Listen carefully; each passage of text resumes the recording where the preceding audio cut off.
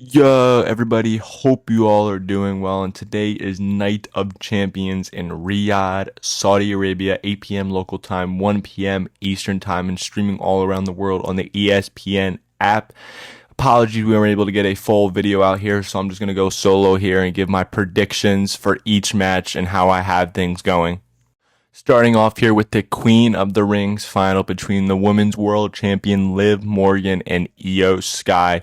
To be honest, I'm surprised Liv Morgan even made it this far. I still don't understand why she's in this tournament whatsoever, and I guess the only reason why she's in it because they don't have anything to do for her. Hopefully, at this point, Stephanie Vaquer returns and costs her, so that gives this storyline at least, because it makes no logical sense for Liv Morgan to win this. It really doesn't, because she's already a champion. We need both champions in separate matches. We don't need champion versus champion. That's what other pay-per-views are for. And just looking at this match, I think it's going to be a good match. I'm excited for the match, but I think Io Sky should win, and I want her to win. It makes the most sense. She can go after Rhea Ripley. I know she's hurt right now, but you don't need a storyline for that. Or you could just do a rematch of this at SummerSlam, add Stephanie Vaquer as well. I think there's so much you can do more with Io Sky than Liv Morgan. The only reason I would have been more excited about Liv Morgan if she was facing Raquel Rodriguez, her Judgment Day teammate, but we're not there right now. So I think Io Sky has to win this and should win this. Then for the King of the Ring final between Jey Uso and the ruler, Obafemi. It's gotta be Obafemi. I swear to God, if it's Jey Uso, I'm gonna lose my crap. I'm gonna lose my shit. I really am. He cannot win. It makes, obviously he can go after Cody Rhodes and you can build out storyline. There's so much more for Cody Rhodes to do. And Obafemi, he can do double duty. Have him face Roman Reigns, or have him face Brock Lesnar night one Mania for his retirement, then have him face night two of Roman Reigns at SummerSlam.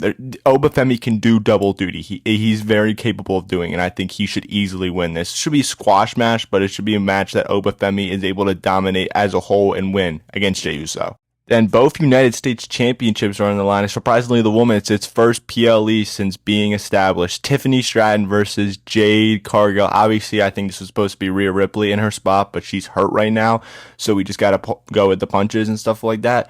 But for this match as a whole, I think it's going to be all right. We've already seen this match numerous times, so we'll see how it goes as a whole. But when it comes to this match, I'm going to go with Jade Cargill to win the Women's United States Championship. I think that's what's going to happen, and then we're going to have a more competitive title win or title scene than it has been in a while. So I'm going to go with Jade Cargill to win the championship. Then for the Men's United States Championship, Trick Williams versus Ricky Saints. I kind of wish this was Carmelo Hayes, but hey, maybe they can run a triple threat, or Trick versus Carmelo at SummerSlam. Those are both SummerSlam worthy matches, but when it comes to this match, it's going to be a good match. We've seen them face off before in NXT, but I think Trick Williams is going to retain the United States Championship. I think it makes the most sense in the world. He's had a great title reign. There's no reason to take him off here, and at worst, you can take it off him at SummerSlam and then move from there. But Trick Williams should retain, and it's going to be a good match, but I think he'll retain pretty easily.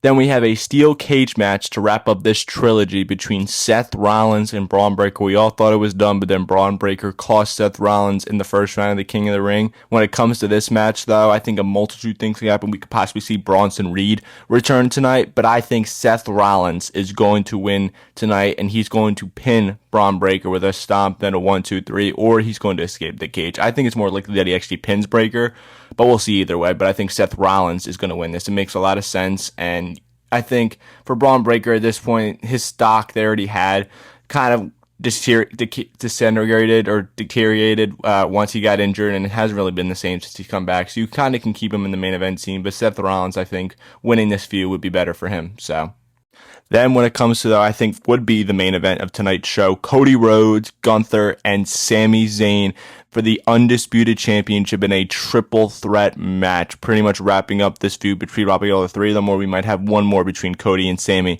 But when it comes to this, I really like to say they're going to take the championship off of Cody's hands, but they're not. I think Cody's going to retain. There's going to be, I don't know if there's necessarily going to be shenanigans, but I think there's going to be one way or another where Cody, one of these guys hits their finishing moves, where like Gunther hits a power bomb, Sami hits a Lula kick, and here comes Cody Rhodes to pick up the loose change and get the 1-2-3 pin and retain the championship. Because I still think they're going to try to run him and Randy Orton at SummerSlam. That's what I just think the path they're trying to go down. So I think Cody Rhodes is going to retain.